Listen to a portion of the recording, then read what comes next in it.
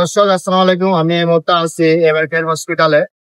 এভারকেয়ার হসপিটালের ইমার্জেন্সি গেটের অপোজিটে। আমার পিছনে একটা একটা অ্যাম্বুলেন্স আছে। আর এই অ্যাম্বুলেন্সটা তো জানেন কি কাজে ব্যবহার করা হয়, তবে এই অ্যাম্বুলেন্সটা নাকি ভায়াল অ্যাম্বুলেন্স। আজকে আমরা জানবো ড্রাইভার কি কেন ভায়াল অ্যাম্বুলেন্স, এটা কি কারণে এই অ্যাম্বুলেন্সটা ভায়াল। আপনার অ্যাম্বুলেন্সটা আপনি বলছেন ভায়াল, কিন্তু কেন কি জন্য এটা ভায়াল? ভাইরাল তো বলতে ভাই কি জন্য সেটা তো আমি জানি না, কিন্তু আমার এই গাড়িটা আমি বাংলাদেশের 64 জেলায় যাই। এই গাড়িটা নিয়ে আমি যেখানে গেছি সেখানে সবাই ভিডিও করে। অনেক সময় লাশ নিয়ে যায়, অনেক সময় রুগী নিয়ে যায়। এখন সবাই ভিডিও করে গাড়িটা। ভিডিও করার পরে এখন আমি ফেসবুকে, ইউটিউবে, টিকটকে যত মানে আপনার ভাইরাল জাতীয় যত অ্যাপস আছে সবই দেখি যে এই গাড়িটা সবচেয়ে বেশি ভিডিওতে দেখা যায়। তা আমি মনে করি যে এই গাড়িটাই ভাইরালের মতন একটা ভিডিও ছাড়ে সবাই, আমি দেখি ভাইরালের মতন এই এই এতটুকুই। তুই বলছেন যে আপনার টিকটকারের নামটা কি? তো গাড়িতে এমনি আমি একটু সময় কাটানোর জন্য একটা এই গাড়িটার একটু ভিডিও ছাড়ি টিকটকে। টিকটকের আইডির নাম হচ্ছে রোডকি, বুঝছেন? এইটাই এইটাই হ্যাঁ, রোডকি। গাড়িতে মনে হয় একটা আমরা বাংলা লেখা দেখলাম। হ্যাঁ হ্যাঁ, আমরা দেখাচ্ছি বাংলা লেখাটা, এসব দেখো আওয়াজ শুনে যাবে। আমি এটা দেখতে পাচ্ছেন যে এখানে লেখা আছে প্রত্যেক প্রাণীকে মৃত্যুর স্বাদ গ্রহণ করতে হবে। আসলে যদি আমরা এই কথা যদি আমরা মনে রাখি বা এই কথা যদি আমরা কাজ করি, তাহলে আজ বাংলাদেশে একটা কোন রাখা যায় না। সম্পদ নষ্ট করা বা দর্শনের মতো একটা ছোট বাচ্চা এখন দর্শনটি বাঁচতে পারে না। যদি এই কথাটা আমাদের মনে থাকতো, তাহলে আমরা এসব কাজ থেকে বিরত থাকতাম। বাংলাদেশ হতো এক সুন্দর ও সুখীময় এবং শান্তিপূর্ণ বাংলাদেশ। কিন্তু আমরা এই কথাটা ভুলে যাই, প্রতিটা মুহূর্তে আমরা এই কথাটা ভুলে যাই, যার কারণে আমাদের বাংলাদেশে বিভিন্ন রকমের খুন খারাপ হয়ে থাকে। 7 বছরের একটা মেয়েকেও রাস্তা বেরোতে পারে না। তো এই লেখাটা কি, এই লেখাটা যদি লিখলেন, এটা নিয়ে কখনো ভিডিও হয়েছে কিনা? হ্যাঁ অবশ্যই এটা নিয়ে ভিডিও হয়েছে, অনেকবার ভিডিও হয়েছে। এটা হচ্ছে কোরআন লেখা, এটা হচ্ছে কোরআন থেকে আসছে কথাটা। হয়তো আমরা বুঝবো না বিধে আমরা বাংলা করে দিচ্ছি, নাহলে এই কথাটা হচ্ছে আরবিতে, কিন্তু এই কথাটা মাত্র হচ্ছে আল্লাহ কি বলছে এখানে বাংলাতে আমরা প্রকাশ করে দিচ্ছি। গ্রহণ করতে হবে। আমি যখন এখানে আসছিলাম তখন আমি গাড়িটা দেখার পর লেখাটার প্রতি আকর্ষণ হয়ে গেছে। গাড়িটা দেখে আকর্ষণ হয়ে লেখাটা দেখে আমি দাঁড়াইছিলাম, দাঁড়িয়ে আমি ভিডিও করছি। তখন ভাই আসছিল, আসি বলতেছে ভাই এখানে কি করতেছেন, উনি মনে করছে অন্য কিছু। আমি বলছি যে না, আমি একটা ভিডিও করতেছি লেখাটার জন্য। তো তারপর ভাবলাম যে না, আমি একটা ওনাকে নিয়ে একটা ভিডিও করে নি। উনি বলছে যে এটা নাকি ভাইরাল, তাহলে আমি একটা ভিডিও করে দিই। তাই আমি আসি। তো ভাই এখন আপনার বাড়িটা কোথায়? আমার বাড়ি হচ্ছে চট্টগ্রামে। চট্টগ্রামের কোন জায়গায়? এই তো আমার নিজস্ব বাড়ি হচ্ছে পটিয়া শান্তিরহাট, ওইখানে আমার নিজস্ব বাড়ি। এখানে আমি চাকরি করি, গাড়িটাতে জব করি। না, লাস্ট আপনার কোথায় গিয়েছিলেন বাংলা চট্টগ্রামের বাহিরে? চট্টগ্রামের বাইরে লাস্ট লাস্ট আমি এই হিলি বর্ডার, কোথায় এটা? এটা হচ্ছে আপনার রংপুরের পরে, আপনার নীলফামারীর পরে। বিয়ে করছেন? হ্যাঁ আমি বিবাহিত। ছেলে মেয়ে কয়জন? 2 জন।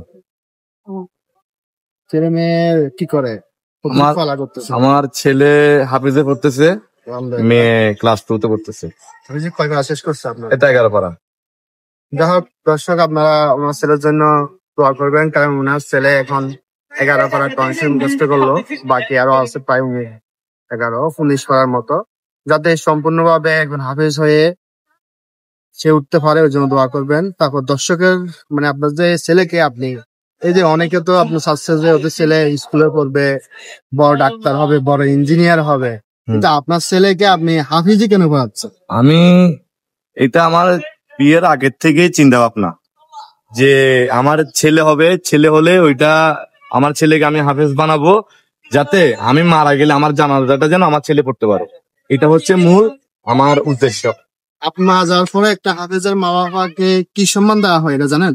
সেটা তো আমি এমনি কিছুটা জানি, কিন্তু এগুলো তো ভাই সবকিছু আমি বলতে পারবো না, সময়টা শর্ট।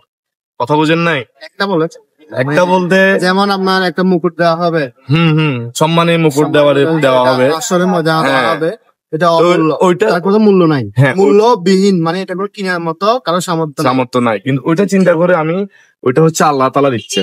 কিন্তু আমার চিন্তা হচ্ছে আমার যখন ছেলে আমার হাফেজ হয়ে আমি যখন এই সার্ভিসে আছি, আমি এই সার্ভিস আজকে 15-16 বছর, মানে এই অ্যাম্বুলেন্স জগতে আমি বিভিন্ন রকমের লাশ নিয়ে গেছি, বিভিন্ন রকমের রোগী নিয়ে গেছি, আমি দেখছি রাস্তাঘাটে মৃত্যু, অপমৃত্যু, অজ্ঞাত মৃত্যু, রোড অ্যাক্সিডেন্ট, অনেক রকমের মৃত্যু দেখছি। তো ওই অনেকে দেখলাম যে আপনার ফাঁস খাওয়া, বিষ খাওয়া, মানুষ মারা গেলে এগুলো জানাজা হয় না।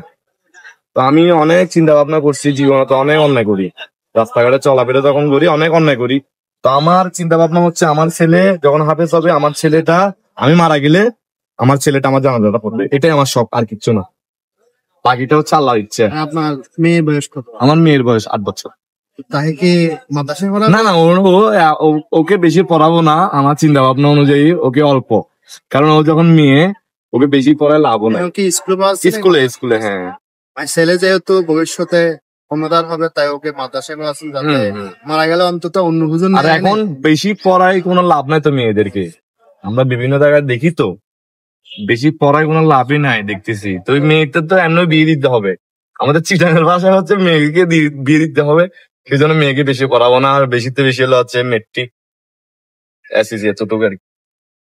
তো মেয়েকে বিয়ে দিবেন যে কি হুজুর থেকে দিবেন নাকি? এটা হচ্ছে আল্লাহ যেখানে লেখা থাকে। আপনার একটা ইচ্ছা আছে ছেলেকে আমি হাফেজ না না, করতে আমি চাই। বলতে পারবো ইচ্ছা না, না। আমার ইচ্ছেটা কি? মানে আমার না, আমার আল্লাহ যেটা বলবো এটা, ওইখানে তো আমি জোর করলে হবে না। আমি ছেলের জন্মের আগে আপনি ভেবে রাখছেন যে ওকে হাফেজ বানাবেন, হ্যাঁ। কিন্তু আপনি আগের থেকে একটা সিদ্ধান্ত নিয়ে রাখছেন, মানে এরকম বিয়ে, মৃত্যু, জন্ম, এগুলো আল্লাহ হাতে ভাই, এগুলো বলতে পারবো না। আপনি আমাকে সব দিয়ে না, ওগুলা হচ্ছে আল্লাহর ইচ্ছে। দর্শক, আমরা দেখলাম ওনার ছেলেকে কেন উনি হাফেজ করালেন, মানে তার মতো মন মানসিকতা নিয়ে আপনার ছেলে যখন বড় হবে তখন আপনি হাফেজ করার চেষ্টা করবেন, এবং ছেলে যখন একটু বড় হবে কার সাথে মিশে বা কোথায় যায় এবং কোন একটা বন্ধু হলে বন্ধুর সাথে কেন মিশতেছে ওটা অবশ্যই জানতে হবে। আপনি যেটা জান ভাই, বর্তমান যুগটা এখন খুবই খারাপ, কারণ এখন সিগারেট হতে শুরু করে বিভিন্ন মাদকাসক্ত হয়। জি, হুজুর হোক আর যে হোক, বন্ধু বান্ধবের সাথে মিশতে কিন্তু খেতে হয়, আপনি জানেন। একটা ছেলের সঙ্গে যখন আপনার ছেলে মিশবে তখন আপনার প্রধান দায়িত্বটা হবে, আমি বলতেছি আমার ছেলে কেন ওই ছেলের সাথে মিশতেছে। আপনি প্রয়োজনে 2 দিন বা 3 দিন পিছনে পিছনে হাঁটবেন গোপনে, তো কেন মিশতেছে। কারণ ভালো মানুষ খারাপ হতে 2 মিনিট লাগে না, হ্যাঁ। কিন্তু খারাপ থেকে ভালো হতে কিন্তু 2 বছর লেগে যায়। তাই ছেলে যার সাথে হাঁটুক না কেন হাঁটতেছে এটা আগে জানতে হবে। না, আমি কিন্তু আবার যাই বলেন, আমি কিন্তু আবার মাদ্রাসার ছাত্রদেরকে আমি বিশ্বাস করি। লাস্ট পর্যন্ত দেখছেন একটা ছাত্র মাদ্রাসার স্টুডেন্ট বা হাফেজ বা হুজুর, উনি মাদক আসক্ত হয়েছে, না সেটাই মনে নেই, তাহলে তাহলে মনে করেন এটা বিশ্বাস রাখা যায়। ভবিষ্যতে আপনাদের একটা মাদ্রাসার শিক্ষক বলেন আর স্টুডেন্ট বলেন, আমাদের একটা এই নেশা বলতে পারেন বা পেশা বলতে পারেন, একটা পান খায়, হুজুর একটু পান খায়, এটাই স্বাভাবিক, এটাই এর চেয়ে বেশি ওরা কিছু করে না। এটা বিশ্বাস আছে আমার, কারণ আমি মাদ্রাসা লাইনে ছিলাম। আপনার সাথে কথা বলে ভালো লাগলো। দর্শক, আপনার দেখতে পাচ্ছেন আমি মোহাম্মদ তারাফত হোসেন, হাটাজারি প্রতিনিধি, চ্যানেল C24।